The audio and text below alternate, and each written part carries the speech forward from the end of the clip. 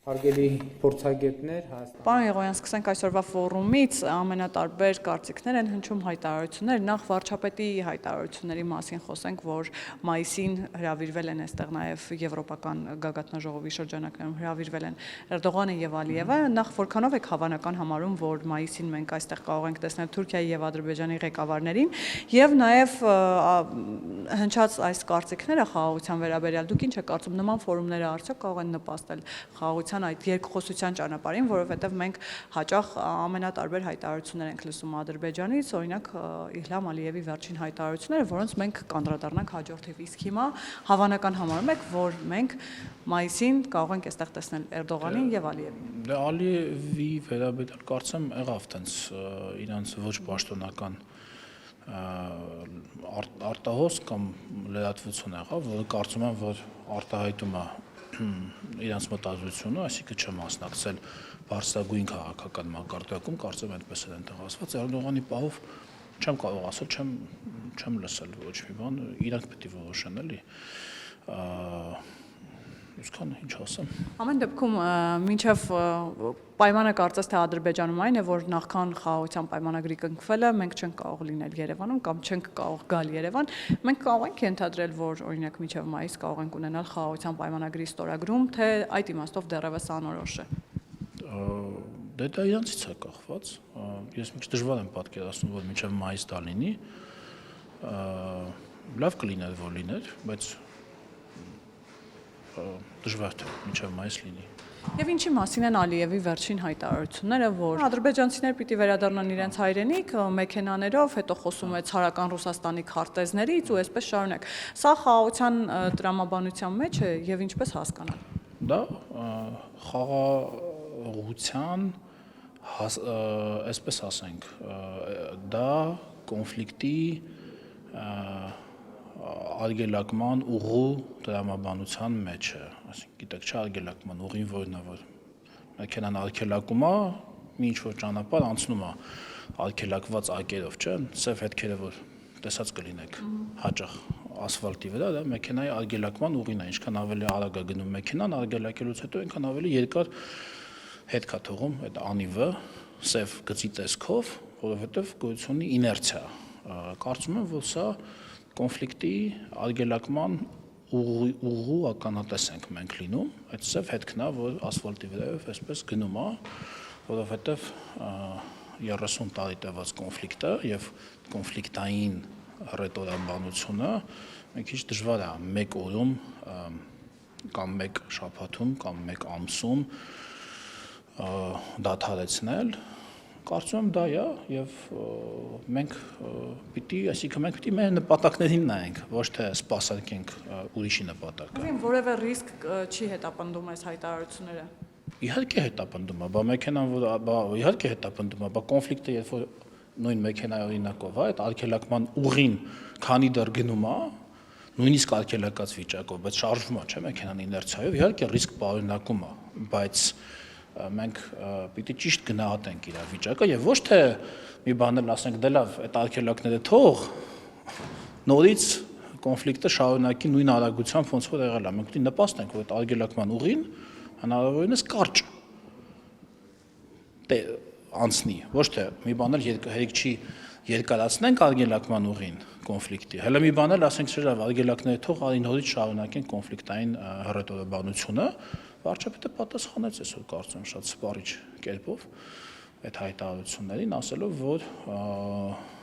մենք նման հարցեր չենք քննարկում, չենք դիտարկում որևէ մեկի տեղափոխման վերաբնակեցում, որևէ մյուս պետության տարածքում այդ հարցը փակ է ինչ կարող եմ ասել վերջ այդ էլ եղավ պատասխան Պարոն Եղոյան, պարզապես հաճախ լսում ենք, որ խաղաղությունը արդեն եկել է, խաղաղության process-ի մեջ ենք, բայց Ադրբեջանից պարբերաբար այսպիսի ագրեսիվ նաև հայտարարություններ ենք լսում։ Հիմա սրանք ավելի շատ ներքին լսարանի համար են, թե արտաքին լսարանի, թե դրանք ռիսկ պարունակում են, չեն պարունակում։ Հարցս ավելի շատ դրան էր վերաբերվում, որ ամեն ինչ նույնիսկ պետք է գնահատեք նախկին ներկա համեմատության մեջ, էլի այդ արգելակման ուղու տրամաբանության մեջ, հա, եթե այդ մեքենան շարժվում է, ընդհանրապես չգիտեմ, 120 կմ/ժ արագությամբ, արգելակման ինչ-որ պահի հələ շարժվում է 100 կմ/ժ, 80 կմ/ժ, չես կարող ասել, որ մեքենան կանգնել է։ Արագ է 80 կմ/ժ, էլի ահագին արագ է, բայց նախինից քիչ է, քանի որ արգելակում է։ Ես այդպես եմ դա մեկնաբանում։ Եթե տեսնենք, որ դա այդպես չի, դա իմ մեկնաբանությունն է այս պահին։ Եթե տեսնենք, որ չէ, ես սխալվել եմ, դա ոչ թե արգելակման ճանապարհն է, այլ ընդհակառակը, մեքենան մի բան էլ թափ է հավաքում, որ էլ ավելի արագ շարժվի, բնականաբար կլինեն այլ գնահատականներ, բայց հաշվի առնելով, որ հռետորաբանությունը, ինչքան էլ հիմա որ այս իր վերջի հայտարարությունը մի տեսակ կոնտրաստի մեջ է օգոստոսի 8-ից հետոյի իր հռետորաբանության հետ, բայց նաև պիտի ասենք, որ բազմաթիվ դրույթներ, որոնց մասին իրենք խոսում էին օգոստոսի 8-ից առաջ, այդ թվում եւ արտատարածքային միջանցքի մասին խոսակցություն չկա, չէ, արտատարածքային միջանցքի մասին, Հայաստանի Հանրապետության տարածքային ամբողջականությունը չճանաչելու մասին իրենք, այսինքն օգոստոսի 8-ից հետո եկել է մի իրավիճակ, երբ իրենց հայտարարությունները իրենք պիտի տեղավորեն օգոստոսի 8-ի հայտարարության շրջանակներում եւ այս անգամ ինքը փորձել է, ինչպես ես եմ դա հասկանում, տեղավորի, ասելով որ դուք տեսել եք, չէ, ամբողջական ելույթը, այսինքն որ դե հա հիմա ինչ ա եղել, դե այնտեղ են ապրում, այնտեղ են ապրում, մարդիկ ինչ տարբերություն, ինչ ա եղել դրանից, ինչի են հայերը այդքան մտակ, եւ փորձել է տեղավորի այդ շրջանակի մեջ, սա եւս մեկ անգամ ապացուցում է, որ շրջանակը գծվել է։ Իսկ մեզ ինչ էին ասում էին, որ ոչ մի շրջանակ չի էլ գծվել, որ դուք խախտել եք Հայաստանի տարածքային ամբողջականությունը,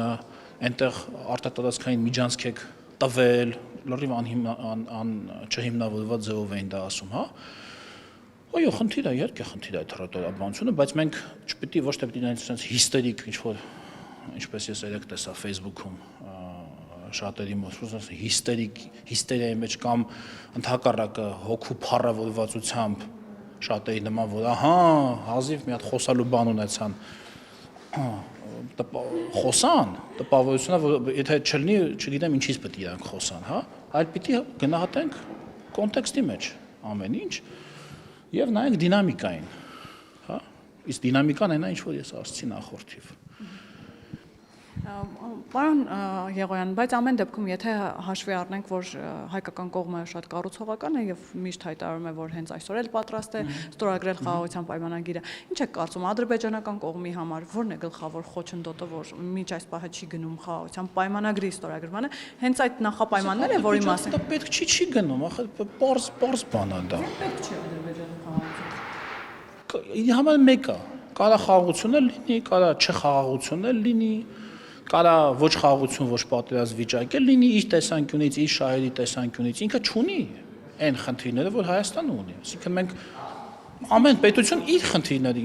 պետք է իր խնդիրները լուծի, ոչ թե նայ թե դիմացինը ինչ խնդիրներ ունի, իր խնդիրների լուծումը համապատասխանեցնի այն դիմացինի հետ եւ անի դրա հայլային հակառակը։ Ադրբեջանը չունի այդ խնդիրները, չի շտապում հետ առումով։ Մենք ունենք այդ խնդիրները, մենք մեր կողմից անում ենք ամեն ինչ, որ այդ խնդիրները լուծվեն։ Մենք դա պետք է ենք հատում, այդ ենք անում, իրան այդ պետք չի կամ դանդաղ անում, կամ անում միջազգային որոշակի միջնորդական առաքելությունից հետո, հա, ինչպես տեսանք, այսինքն ինչ կա այստեղ զարմանալու։ Չէ, ինձ հետաքրքիր է պարզապես խնդիրն իսկապես սահմանադրական այդ հանրաքվեն է, ինչպես իրենց մոտ խոսում են այդ նախապայմաններն է, թե օրինակ սպասում են 2026 թվականի խորհրդարանական ընտրություններին, որպեսզի ընտրությունների արդյունքով հասկանան գնում են խաղաղության, թե չէ, կամ շարունակում են այսօր։ Այսպես ձևակերպենք,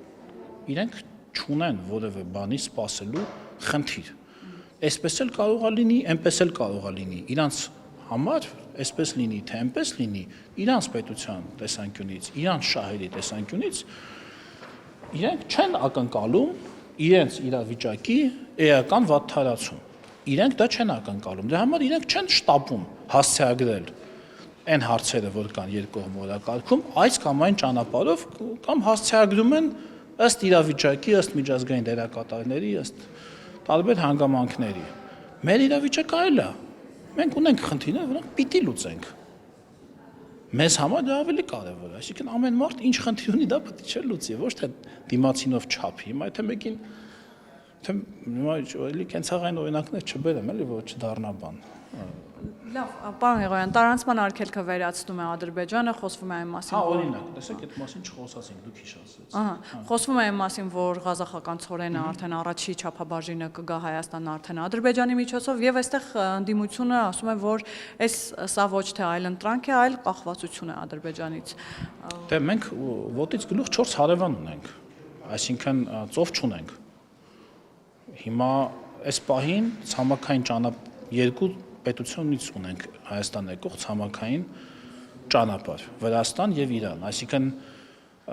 եւս մեկ ճանապարհի արկայությունը կախվածության ավելացում է, թե թուլացում։ Կախվածության թուլացում է։ Նայած չի, որ այն երկու ճանապարհները փակվում են, այս մեկն է բացվում։ Այն երկու ճանապարհը մնում է, ավելանում է երրորդ ճանապարհը։ Եթե Թուրքիայի ցամանը բացվի, կլինի արդեն 4-րդ ճանապարհը։ Հիմա ո՞նց է ստացվում, որ երկու ճանապարհի հետ համեմատած 3 ճանապարհը ավելի շատ կախվածություն է։ Ինչքան շատ այլընտրանք ունես, այնքան շատ ազատություն ունես։ Այդտենց չի։ Այդտենց է։ Բայց ուրիշ բան չեն ասում։ Բա այդ նույն հաջողությամբ, եթե Հայաստանի տարածքով մի բան գնա, Ադրբեջան, բա դա ինչի հաշվի չեն առնում։ Ուրեմն դա էլ կլինի, որ իրանք են կախվածության մեջ ընկել Հայաստան։ Այսինքն այս ամեն աշխարհագրությունը ինչ են առաջարկում։ Առաջարկում են չօգտագործել այդ ճանապարհը։ Բա եթե Ղազախստանից մենք ցորեն ենք գնել, բա ոնց բերենք այդ ցորենը։ Պտտենք ամբողջ աշխարհով, հա, ասենք պտտենք Ռուսաստանով բերենք կամ պտտենք Իրանով բերենք։ Առաջարկը ո՞րն է, թե Ղազախստանից, թե իրանց մտքում առաջարկներն է, որ Ղազախստանից ցորեն մի առեք, միայն Ռուսաստանից առեք ցորեն։ Այդ է իրանց ասածը, իրանց։ Հիմա եթե, չգիտեմ, ուրիշ մի տեղից առնեինք, ավելի արևմուտք գտնվող պետությունից, բնականաբար կամ Վրաստանով պետք է գա, կամ եթե Թուրքիայի սահմանը բաց լինի, Թուրքիայով պետք է գա։ Եթե ավելի արևելքից ես առնում, պետք է արևելքից գա, հարավից ես առնում, հարավից, հյուսիսից ես առնում, հյուսիսից։ Պարզ բան է, ինչ կախվածության մասին է այստեղ խոսքը, կամ եթե կախվածություն է, դա փող կախվածության մասին է խոսքը։ Իսկ վարչապետի առաջարկը, որ Հայաստանն էլ կարող է տարանցիկ պետություն դառնալ Ադրբեջանից Թուրքիա փոխադրումների եւ հակառակը Թուրքիայից Ադրբեջան փոխադրումների առումով, սա պարզապես հայտարարություն էր, թե նման գործնական նաեւ քննարկումներ կան եւ ոչ միայն Հայաստանում։ Հայտարարությունը չի կարող լինել պարզապես հայտարարություն, վարչապետի հայտարարությունը ցանկացած իրավիճակում պաշտոնական խոսք է։ Ճանապարհը կա, ու ասեց որ ճանապարհ։ Չէ, դե մարդը առաջարկ կա, քննարկում արդեն իրանք պիտի քննարկեն։ Ճանապարհը կա, վարչապետն ասել է կարող է գալ այս անցակետով մտնել, այն անցակետով դուրս գալ։ Էլ ինչ քննարկում։ Վաղը եթե նման մի բեռնատար եկավ Մարգարայի անցակետի մոտ, ասեց կարող ենք անցնել սահմանը, բնականաբար այդտեղից կբխի, որ մենք էլ կարող ենք այն մյուս կողմը անցնել սահմանը։ Այդտեղից կբխի, որ սահմանը բացվեց։ Եվ բնականաբար, եթե սահմանը բաց, բնականաբար, այդ է բաց սահմանի իմաստը, որ գա, բեռնատարը անցնի այն կողմ, այն կողմից էլ անցնի այն կողմ։ Շատ սովորական, նորմալ իրավիճակ։ Իսկ հայ-թուրքական հարաբերություններում եւ այդ սահմանի բացման առումով դրական դինամիկայի երբ սպասենք, նկատի ունեմ պայմանավորվածությունների կյանքի կոչման առումով սահմանի բացման երրորդ երկրների քաղաքացիների դիվանագիտական անձանց մասով եւ ոչ ամբողջական։ Սպասեք, համբերատար սպասեք, համբերությունը կյանք է, լսել եք, երեխա ժամանակ չեն ասել հեչ։ Համբերությունը կյանք է, կարծում եմ, որ դրական դինամիկա կա, բայց այլ մանրամասներ, ես չեմ ուզել ինչ-որ ինտրիգ սարքեմ, կա դրական, բայց սա որպես ինֆորմացիա եմ ձեզ ասում, այլ որպես դիտարկում։ Իսկ Ռեջեփ Թայիպ Էրդողանի այստեղ ներկա գտնվել է մայիսին, հավանական համարում եք, թե չէ։ Չեմ կարող իրենց փոխարեն, ես չեմ կարող գուշակություն անել, ես չգիտեմ։ Ձեր հարցին պատասխանելու համար ես պիտի ամբողջ թուրքական, ներքաղաքական, արտաքին քաղաքական ամբողջ դաշտին տիրապետեմ, ինչին ես չեմ տիրապետում, ես չեմ կարող։ Կգան, չեն գա։ Մենք հրավեր ուղարկել ենք։ Եվ պարոն Եղոյան, մի քանի ներքաղաքական հարցեր եկեղեցու շուրջ ստեղծված այս աղմուկը եւ նաեւ այս Հովանավանքում պատարագներին մատուցել է, այս կիրակի վարչապետը հայտարարել է, որ Թալինում է լինելու եւ Մայրաթորից հայտարարեցին, որ Տեր Թադեի հարցը արդեն կարգապահական հանձնախմբում քննարկվելու է, կարգալույծ անել չանելու հարցը եւ այսպես շարունակ։ Այս գործընթացը երբ կարող է ավարտվել, որտեղ, ինչպես այս գործընթացը, որ սկսվել է մի կողմից պահանջ կա, որ կաթողիկոսը պիտի հեռանա, մյուս կողմում մենք տեսնում ենք, որ կաթողիկոսը ոչ միայն չի հեռանում, այլ այս իրավիճակը ավելի է խորանում, այսինքն երկու կողմում պատարակներ են անում միաժամանակ եւ Մայրաթոռում եւ պետք է համբերություն։ Ամեն ինչ ունի իր ժամանակը։ Իհարկե ինչքան շուտ այնքան լավ, բայց ամեն դեպքում ես խորհուրդ կտամ զինվել համբերությամբ, մեր բարձրացած հարցերը օրակարգում են, եւ ինչպես տեսնում եք, արդեն երրորդ քահանան է նույն հարցերի, այսինքն կիսում նույն օրակարգը, որոնցից մեկը արդեն կարգալույծ է արվել, առանց բացատրության, իդեպ, առանց հիմնավորման, առանց հղումների կանոնադրության որևէ կետի, հիմա մյուս երկուսի նկատմամբ ինչպես հասկացա, կարգը ոնց է կոչվում, կարգապահական վարույթ, եկեք այսպես ձևակերպենք քաղաքացիական լեզվով, հիմա եթե լինի 4-րդը, ենթադրեմ 4-րդի նկատմամբ էլ կլինի, հետո 5-րդի, հետո 10-րդի եւ հետո մինչեւ երբ։ Այնպես որ հարցերին պետք է տալ բովանդակային անդրադարձ եւ ոչ թե փորձել վիժեցնել հարցերի քննարկումը, դա ամեն դեպքում չի ստացվելու։ Ամեն դեպքում վերջնարդյունքում ինչ է ակնկալում, կաթողիկոսը պիտի հեռանա, որովհետեւ հակառակ Այո, այդպես պիտի լինի։ Այո։ Մենք նաև հայտարարություններ ենք լսում որոշ հոգևորականներից, որ կաթողիկոսը չի հեռանալու, անգամ եթե իրավապահ համակարգը նրա ետևից գնա, նա կալանավայրում կիրականացնի իր գործառույթները։ Իրավապահ համակարգով չի, որ կաթողիկոսը պիտի հեռանա, այլ հոգևոր ներհայեցման, ըմբռնման, իրավիճակի ճիշտ գնահատման ճանապարհով պիտի հեռանա։ Եվ պարոն Եղոյան, ձեր իշխանությանը ուղղված ամենամեծ քննադատություններից մեկը այն է, թե ինչու եք որոշել հենց հիմա այդ հարցը բարձրաձայնել, ինչու եք որոշել հենց հիմա խոսել կուսակրոնության ուխտի։ Այդ հարցը, գիտեք, այդ հարցերը ընդհանրապես ցանկացած իրավիճակում, լավ, այս հարցը մենք մի կողմ դնենք։ Ինչ եք հիմա ինձ հարցազրույց ուզում։ Ինչի երեք չէիք զանգել։ Այդ հարցը բան չի, լեգիտիմ հարց չի։ Եթե իհարկե չենք խոսում ինչ-որ դատավարական ժամկետների մասին, որոնք խախտել չի կարելի, քաղաքական, չգիտեմ, հոգևոր, միջ-ինստիտուցիոնալ, հազար ոնց կուզեք անվանեք, քննարկումներում ես շատ եմ լսում, ասում են իսկ ինչի հիմա։ Այսինքն որ 3 անենք, պետք է ասեիք իսկ ինչի 3, 7 տարի առաջ, կասեիք իսկ ինչի 7 տարի առաջ, 2 տարի առաջ, իսկ այդ հարցը չունի պատասխան, որովհետև այդ հարցին պատասխանելու համար պետք է ասենց մի 10-20 էջանոց ինչ-որ ես մի հատ բացատրություն տալ, որ այս եւ այս եւ այս եւ այս եւ այս եւ այս եւ այս գործոնների համակցությամբ, դա ինչ կարևոր է։ Բովանդակությունն է կարևոր։ Ասենք լավ հիմա չէ, վաղներ, ինչ էր փոխվելու դրանից։ Կամ 3 չառաջորդներ, դրանից ինչ էր փոխվելու։ Ասում են, եթե ավելի վաղ գիտեիք, որ կաթողիկոսը դուստր ունի, օրինակ, կամ զավակ ունի, ինչու ավելի վաղ այդ մասին չէիք բարձրացել։ Որովհետև այդ լուրերը նոր են վերջնականապես հաստատվել, հաստատապես։ Մինչև այդ գիտեինք, օրինակ, հրապարակ օրաթերթի չճշտված հրապարակումներից, քանի որ չենք կարող միայն հրապարակ օրաթերթին վստահել, ինչպես նախկինում, այնպես էլ հիմա։ Բնականաբար հավելել ստուգման կարիք ուներ դա։ Ստուգման, ասի ոչ թե ստուգման, այլ ճշգրտման։ Այսպես ձևակերպենք։ Եվ հաճախ մայրաթորից լսում ենք, որ սա հարձակում է եկեղեցու վրա, Հովանավանքում անցկացված եկեղեցու վրա։ Ինչ ասել է եկեղեցի։ Եկեղեցին հավատավոր ժողովրդի ամբողջությունն է, էկլեսիա, հունարեն բառն է, մի քանի անգամ ասել եմ, ժողով, էկլեսիա նշանակում է ժողով, բան որոշակի հնչյունափոխությամբ, գիտեք, լն հայերենում ղ է, եկեղեցի, էգլիզ, ֆրանսերենում, չգիտեմ, եւ այլ։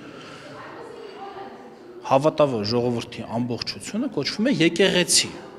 Եկեղեցին միայն բարձրաստիճան հոգևորականները չեն, մենք բոլորով, ուրեմն եկեղեցու մկրտված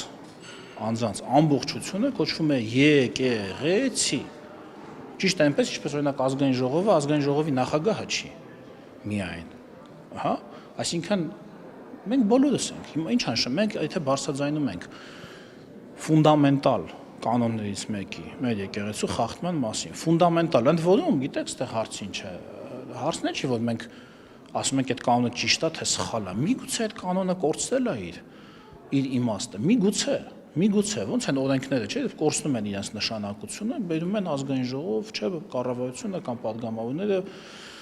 հարցը ներկայացնում են, ազգային ժողովը դադարեցնում է այդ օրենքի ազդեցությունը, եթե մենք տեսնում ենք, որ իրական կյանքում այդ օրենքը չի աշխատում, այսպես թե այնպես, օրինակ, բոլորը կամ խախտում են կամ անտեսում են այդ օրենքը եւ հետեւանքել դա չի ունենում, ոչ մեկ չի նկատում, ասենք ինչ որ հին օրենք, չգիտեմ, սովետական, եսին որ թվականից մնացած, փոխվում է, չէ՞ դա։ Շատ անարդար կլինի, չէ՞ որ օրինակ մեկի նկատմամբ դա կիրառվի, իսկ բարձրաստիճան պաշտոնյաները չկիրառեն այդ համընդհանուր կանոնը, օգտվելով նրանից, որ իրանք բարձրաստիճան պաշտոնյաներին հերիք չի մի բան էլ շնորհիվ նրա, որ իրենք ուրեմն չէ, շնորհիվ չէ,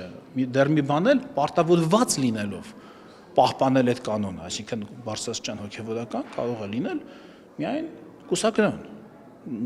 կուսակրոն հոգևորականը, ճիշտ է։ Հիմա եթե այդ կանոնը էլ այսպես թե այնպես չի պահպանվում, թող հանեն։ Թող ինձ օրինակ հետաքրքրում է այդ հարցը, թող հանեն, ինչ ձևական է դա, ձևի համար է ուղղակի։ Դա ունեցել է իր արմատները, իր ժամանակին տարբեր, այնտեղ ասում էին, տարբերակ կար, որ եկեղեցու գույքի վերաբերալ վեճերից խուսափելու համար է եղել, որ ժառանգական իրավունքով որևէ մեկին չփոխանցվել, այլ փոխանցվել հաջորդ կաթողիկոսին, հա։ Տարբերակը հարց չկա։ Հավաքվեն քննարկենք, բայց այս պահին այդ կանոնը կա եւ եղել է այն պահին, երբ ընտրվել է գործող կաթողիկոսը, ճիշտ է, հետեւաբար ինքը պիտի բացատրություն տա, այսինքն չի մեզ է չպետք է տա բացատրություն։ Իր հավատավոր ժողովրդին։ Բոլորին, բայց հարցը մենակ մեր մոտ չի այդ հարցը։ Խոսեք, փողոցում հարցեք մարդկանց։ Եթե հավատավոր ժողովրդի մեջ կան մարդիկ, ինչպես օրինակ անդիմադիր ներկայացող շատերը, չէ, իրանք ասում են մենք պաշտպանում ենք, բան ձեր ինչ գործնա ունի թե չի, նշանակում է իրանք համար մեկ է եկեղեցու կանոնը։ Նշանակում է իրանք արհամանում են եկեղեցու կանոնը ու նույն ձևով նաև իրանք նախանձախնդիր չեն ճշտելու, թե ոնց են կարգալույծ արվում քահանաները։ Որ կանոնով, լավ, որ կանոնով են։ Ինչ անել չի, ինչ կանոն խախտելու հետևանքով են կարգալույծ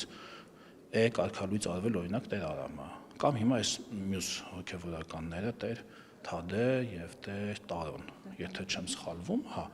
ինչ կանոնով։ Իսկ նրանց մատուցած պատարակը սրբապղծություն են, այսպես որակել։ Այդպես կարող են որակել, հələ մի կողմ թողնելով այն հանգամանքը, որ կաթողիկոսի լեգիտիմությունը ինքնին հարցականի տակ է, բայց այդպես դա մի կողմ եմ դնում, որտեղ այդտեղ շատ ասելիք չկա, ուտեղ իրանք էլ ինձ հետ համաձայն են, հա, բայց ենթադրենք, թե իրենք ունեն այդ լիազորությունը կարգալույծ անելու, հա,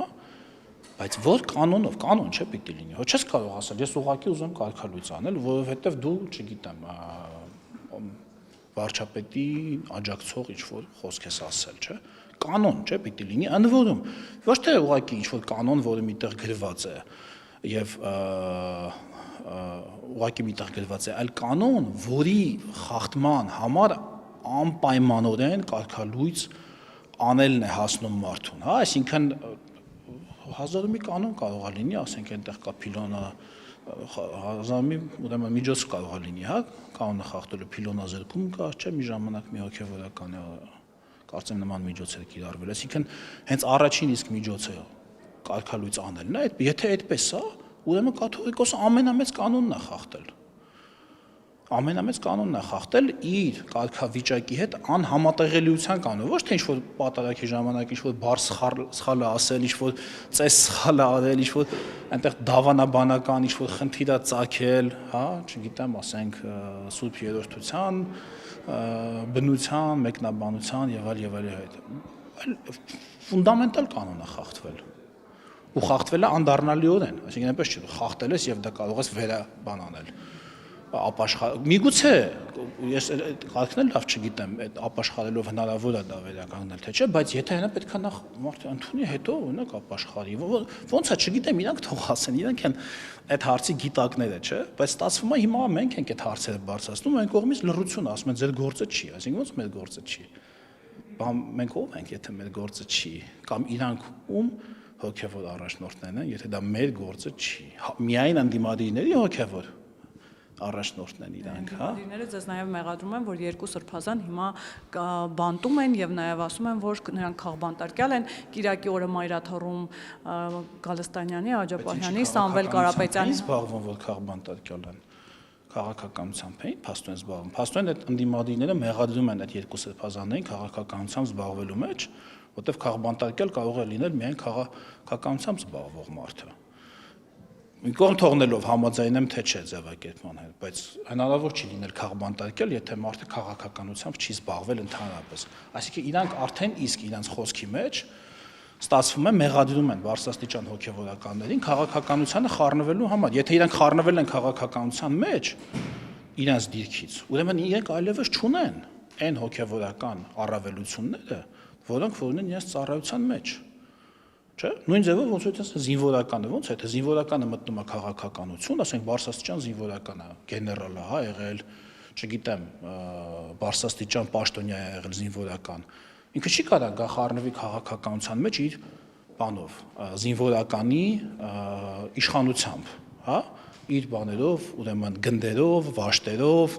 չգիտեմ, գումարտակներով, ինքը պիտի նա դնի մի կողմ, եղել են այդպես, հա, պատմության մեջ եղել են մի քանի դեպքեր, երբ այո, հոգևորական, բարձրաստիճան հոգևորական, բայց պիտի մի կողմ դնես քո այդ մյուս ծառայությունը եւ մտնես քաղաքական, երկուսը միասին չես կարող եւ հոգևորականի այդ պատմուճանի պաշտպանությունից օգտվել եւ մտնել քաղաքականություն, ասել ինձ մի հարվածեք, ես հոգևորականի պատմուճան ունեմ։ Քաղաքականության մեջ չկա հոգևորականի պատմուճան, չգիտեմ, զինվորականի համազգեստ։ Քաղաքականության մեջ բոլորը, այսպես ասենք, նույն քաղաքական կանոններին են ենթարկվում։ Հարվածներ հասցնել, հարվածներ ընդունել, նկատեմ քաղաքական հարվածներ հասցնել եւ ընդունել։ Բայց իրենք նույնիսկ այդ հարցում են տապալել իրենց ապաքաղաքական պահվածքով, իրենք ոչ քաղաքական վարքագիծ են դրսևորել։ Եվ Միքայել Աչապարյանը եւ Բագրատ Գալստանյանը, երկուսն էլ, մեկը ռազմական հեղաշրջման կոչերով, ինչ որ լրիվ ապաքաղաքական վարքագիծ է, լրիվ եւ հակաօրինական։ Մյուսը ըստ մեղադրանքի, ուրեմն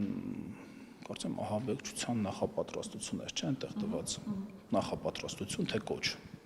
նախապատրաստություն, հա, ձայնագրություններով եւ այլն եւ այլն։ Այսինքն թող կողմնորոշվեն հիմա քաղաքական մարդիկ են իրենք, թե հոգևորականներ, թե հոգևորականներ են, ուրեմն քաղաքականությամբ չեն կարող զբաղվել, պահպանելով հոգևորականի իրենց կարգավիճակը։ Լավ, եւս մեկ քաղբանտարկյալի մասին, ըստ ընդդիմության քաղբանտարկյալի մասին խոսենք, որը հաճախ նաեւ մայրաթորում էլ նրա ազատ արձակվելու համար այսպես կրկին աղոթք են բարձրացնում առ Աստված Սամվել Կարապետյանի մասով եւ նաեւ Կարապետյանի մեր ձևով շարժման առաջնորդ Նարեկ Կարապետյանը պարբերաբար ձեր իշխանության ամենատարբեր մեղադրանքներ է ուղում, վերջին մեղադրանքներից մեկն այն է, որ դուք պարզապես դպրոցներ ու ճանապարհներ եք կառուցում, այնինչ պետք է գործարաններ կառուցել եւ այսպես պարբերաբար ձեզ ամենատարբեր քննադատություններ են ձեր հասցեին հնչում։ Նախ համաձայն եք այդ դիտարկումների հետ, որ Կարապետյանը քաղբանտարկյալ է այն պետությունում, որտեղ որ իրենք հարստացել են գործարանները պետությունն է կառուցում։ Իրենք հարստացել են ոնց, լինելով մասնավոր անձ, ունենալով մասնավոր բիզնես, չէ՞։ Ընդհանրապես շուկայական տնտեսության մեջ գործարաններ պետությունն է կառուցում։ Հա, կան կոմունիստական հասարակարգերում, ինչպես մենք էլ ենք ունեցել 70 տարի, սոցիալիստական, հա, կարող է լինել սովետական միությունում ընդհանրապես մասնավոր սեփականություն չկար, մի քիչ ավելի թեթև կոմունիստական ռեժիմներում կամ սոցիալիստական, հա, կարա լինի ինչ-որ ռազմավարական ուղղություններ, ենթադրենք, չգիտեմ, ծանր արդյունաբերություն, նավաշինություն, ինքնաթիռների արտադրություն, չգիտեմ, հաստոցաշինություն, ինչ-որ նավթարդյունաբերություն, հա, ֆունդամենտալ, գիտեք, բաներ են, ռազմավարական ուղղություններ կարող է լինել, որտեղ պետությունը, որտեղ կարող է մասնակցի ասենք պետություն, մասնավոր համագործակցությամբ եւ այլն, բայց պետությունը գնա, ասենք, կոշիկի արտադրամաս դնի։ Իմեն ինչ-որ գյուղի անուն էր տվել, լոռի մեջ, չէ՞, թե չեմ սխալվում։ Ասում է, դե այստեղ 60 հոգի խոպան է գնացել եւ 60 էլ աշակերտ կա այդ դեպետ գյուղում։ Հիմա ասում է, ինչի են 60, ինքը չի ասում, բայց հարցը է դա, էլի։ 60 աշակերտի, ասում է, ինչի են դպրոց սարքել, ես եմ արդեն շարունակում, դպրոց կառուցվել է 60 աշակերտի համար եւ 60 հոգի էլ խոպան է հայրերը տղամարդիկ էլի այդ գյուղից։ Այսինքն պետությունը 60 հոգու համար նախատեսված ինչ պիտի կառուցի, օրինակ 60 հոգու։ ասենք մի արտադրամաս, ասենք չգիտեմ, մի ինչ-որ գյուղատնտեսական վերամշակման նման բան ինքը ոնց է պատկերացնում։ Թե ուղղակի դա սթից ասում է։ Եթե ասում այդ գյուղի օրինակը, թող գնան բացեն այդ արտադրամասը, թող գնան, փողը ունեն, ամեն ինչ ունեն, հողը վերցնեն արտադրամաս, ինքը գիտի չէ ամեն ինչ, ինքը ձևերը գիտի չէ, իրանց ձևով, չէ։ Ասում է, չէ, մենք անելու ենք։ Հիմա դի անպայման գադառնա իշխանություն, որ 60 հոգու համար աշխատատեղ ստեղծի այդ գյուղում։ Թող գնա, հենց հիմա այնտեղ մի հատ հողա բանը առնի, եթե չունեն արդեն, հենց հիմա նոյեմբեր ամիսն է, չէ, հələ մինչև ընտրությունները 6 ամիս կա, 6-7 ամիս կա։ Հիմքերը արդեն գցեն, բիզնես պլանը ներկայացնեն, բան անեն, արդեն պատերը գցեն, մինչև ընտրություն ոնց է լինի, տանիքը արդեն դրած կլինի, պատուհանները կդնեն, եթե արտադրյալը չէ, գոնե արտադրամասը պատրաստ կլինի։ Ես էլ տեսնեմ, ասեմ, այ իտո այդ ժամանակ ես չեմ ասի, որ հա կառավարության որոշումով պետք է ես արտադրամասի հիմնվեր, բայց կասեմ, որ հա, այ ոչ մեկ չէր ֆայմում մասնավորներից անել, այս մարդիկ այսպես ֆայմեցին, այսպես կոպիտ ժողովրդական լեզվով ասած, բայց այսինքն քիչ անշանակում դպրոց հասկանում եք, տեսեք, այդ բիզնես մտածելակերպն է, էլի իրանց մոտ, որ նաև թույլ չի տալիս այս հարցին ճիշտ նայել, քանի որ բիզնես մտածելակերպով մարդը մտածում է գումարի վերադարձի մասին, իր ներդրած, իսկ դպրոցում ներդրած գումարը վերադառնալու է շատ ուշ, երբ որ այդ առաջին դասարան գնացած երեխան կտա իր առաջին հավելյալ արժեքը հասարակությանը, դա տեղի կունենա առնվազն 10 տարի հետո, իտո դա չի լինի դեռ շահույթը, այսպես պրիմիտիվացնեմ, հա, դա կլինի առաջին հետգնելիությունը, այսինքն դրած գումարը, դպրոցի վերադրած գումարի, առաջին հետգնելիության առաջի տրանշը տեսականորեն հետ կգա առնվազն 12 տարի հետո դա պետք է հանվի, այսինքն նոր մեր երիտասարդների բերած նոր հավելյալ արժեքով, հավելյալ արդյունքով, հետո այդ դպրոցի գինը պետքա դուրս գա, հա, այն վարկը փակվի, որի մասին որ ինքը խոսում էր, այդ վարկն էլ փակվում այդ ընթացքում այսօրվա աշխատողների գումարով, ու այդ երեխան ապագայում արդեն հավելյալ արժեք ստեղծի ու նոր շահույթ բերի պետության համար եւ ինքը իր համար եւ ինքը իր հասարակության համար, քանի որ մի մարդու տեսանկյունից սա շատ, այսպես ասեմ, դժվար եթե դա նայենք որպես բիզնես, շատ դժվար գործ է, դրա համար ինքը չի հասկանում, ոնց կարելի է դպրոցի մեջ դնել այդ գումարը, եթե կարաս դնես մի հատ, ասենք, ցեխի մեջ, արտադրամասի մեջ, ու շուտ 2 տարուց, ասենք, հետ գնելիությունդ կգա, ասենք, 2-3 տարուց, 4 տարուց սկսած շահույթ կստանա, այսինքն տենց է մտածում, բայց պետությունը չի կարող այդպես մտածի, շուկայական տնտեսությունում նման բան այդքան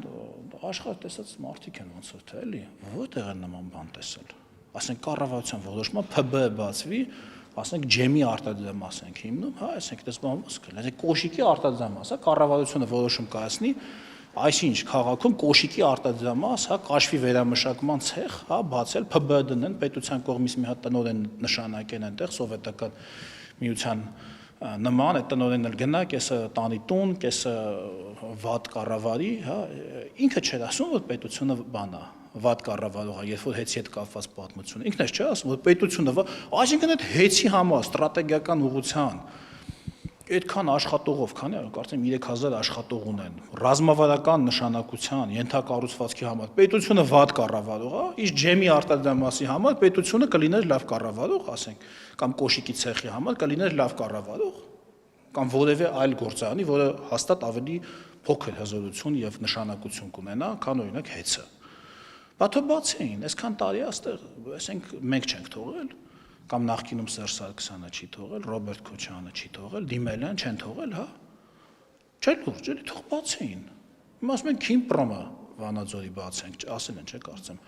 աչքովս ընկել է, կարող է, քանի որ իրանք սովորություն ունեն ամեն բառի համար դատի տալու, էլի, օգտվելով եվրոպական այս հնարավորություններից ժամանակակից, հա։ Մի խոսքով ընդ մետալուրգիայից են խոսում ծանր, պղնձաձուլարան եւ թող բացեն, ով է խանգարում։ Իրանք եկան ասցին մենք ուզում ենք պղնձաձուլարան կառուցենք, պետությունն ասեց չէ չկառուցեք հանկարծ, չենք ուզում կառուցեք, կամ Քիմպրոմ, կամ որևէ գործարան, ինչի մենք իրան հարց տեք, եղբայր, ինչի գործարան ես դու ուզում դնել, ինչ ծավալի, ուր ես արտահանելու, ոնց ես արտահանելու, ինչ ճանապարհով, օրինակ, Հարցեր են սրանք ու իրանք հաստատ մեզանից ավելի լավ գիտեն, որ եթե լիներ նման հնարավորություն, լուրջ գործարաններ իրենց ասած ծավալի այստեղ դնելու, իրանք չէին կենտրոնանա Տաշիր պիցայի եւ Ռիո մոլի վրա եւ պետական մենաշնոր պետական չէ էլի մատակարարման մենաշնոր ունեցող բանի հեծի վրա թող բացեին հիմա թող բացեն լավ չեն արել չեն ֆայմել հիմա հենց հիմա թող առաջին ուրեմն բանը քարը դնեն այդ գործարանի ասեն այս սա լինելու է ժողովուրդ ջան անկախ ընտրություն կա չկա ինչ կապ ունի մենք ասել են գործարան բացում են գործարան թող հիմիկվանից սկսեն բացել այդ գործարանը ես էլ տնամ թող չուզողն էլ ես էլ նամ